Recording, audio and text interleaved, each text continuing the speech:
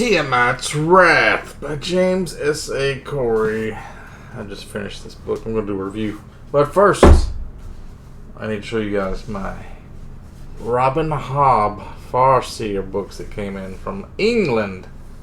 Jolly old England. They're a little bit dirty. Two of them are yellower than the other one. I don't know about that. Assassin's Apprentice is a lot smaller than the other ones. I didn't realize that.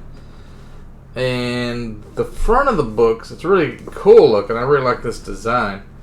But it looks really convincing, like this red shit. I guess it's supposed to be blood on these like maps or whatever. I thought it was like actual, like somebody got lipstick or something on his books, which it could be. I don't think it is, but no, I think it's part of the design. But anyway, you're supposed to read these and then the ships of Magic trilogy, and then the first fits in the Fool, I think, and then you stop because then it gets really bad after that. Like the Rain Wild, I don't think it's supposed to be that good, and the last two fits in the Fool. I don't know. We'll see about it, but I'd like to have the whole collection. There's like 16 or 18 of these, and just like have them on a whole shelf, but we'll do what we can. Also, I got a new chair, a reading chair. It's called a Papa San chair. I got it at Walmart for like 159 bucks. It's on sale. I have heard this ring in the front of it kind of get on your legs. It doesn't feel good. But I don't know. I'm going to try it out. I got to figure out a place to put it. Make me a little reading nook. Anyway, Tiamat's Wrath. This is the next to the last book in the series, if you don't count the Memories Legion with all the short stories. I've got those on my phone. I read the first one. I'm going to try to read all those. In the last book, Persepolis Rising, I forgot to mention there was a time skip. So the characters, I think it was like 20 years. It may not have been that long. It was like a few years have happened since all the stuff that happened in the TV show, because this book and forward is not in the TV show. But they kind of hinted around about it. They had like these platforms that were orbiting in this planet that the bad guys started making these like alien ships that were really powerful, using these Magnetar class things that would shoot like magnetic fields that would pretty much vaporize giant asteroid colonies or planets or whatever. Really, really badass things. And in this book, Bobby Draper ends up killing one of those ships with an antimatter bomb, because they're running ops on some of these smaller ships and they happen to catch some antimatter. I don't understand how antimatter can be used to make a bomb. I know, like, it's supposed to cancel out matter and annihilate it.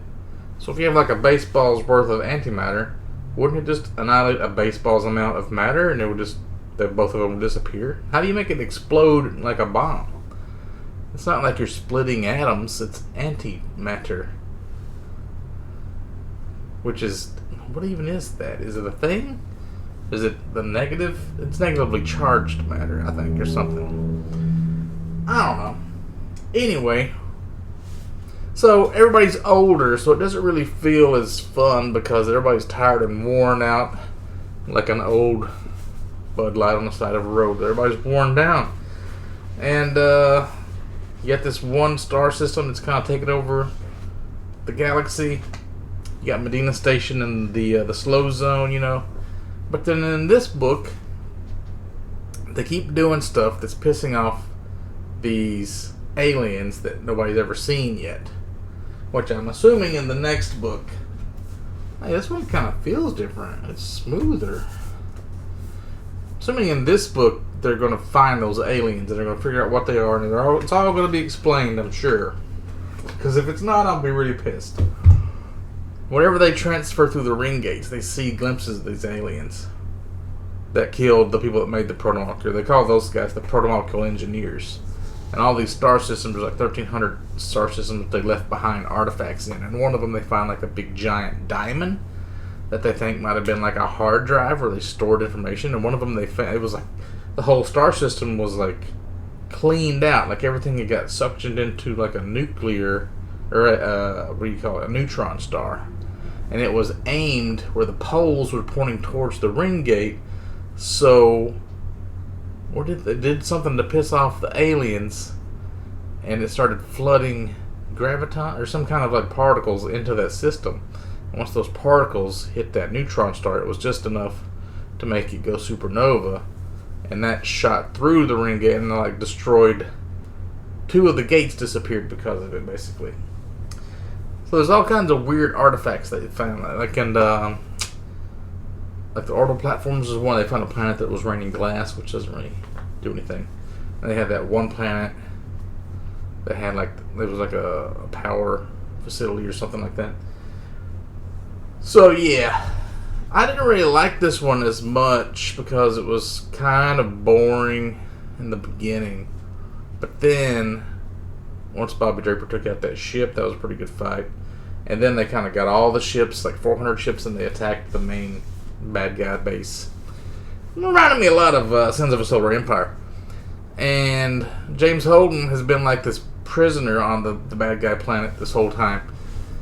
Not for the 20 years, but like for the last maybe year or so, where they've been planning all these ops with the underground. And he calls himself like the dancing bear because this one guy's made himself have to be like the king, and he's keeping him there, like letting him run free so that everybody can like see that he's not afraid of him. He's like a king that would keep like a dancing bear in their court, you know? He's kind of like one of those.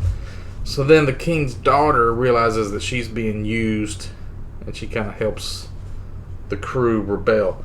And in the process, Amos, who has been hiding out on the same planet with James Holden that James Holden didn't even know, he had like a pocket nuke. He'd been sitting there waiting to assassinate this guy and like blow up the planet. And he kind of made friends with that girl, and he ends up getting killed.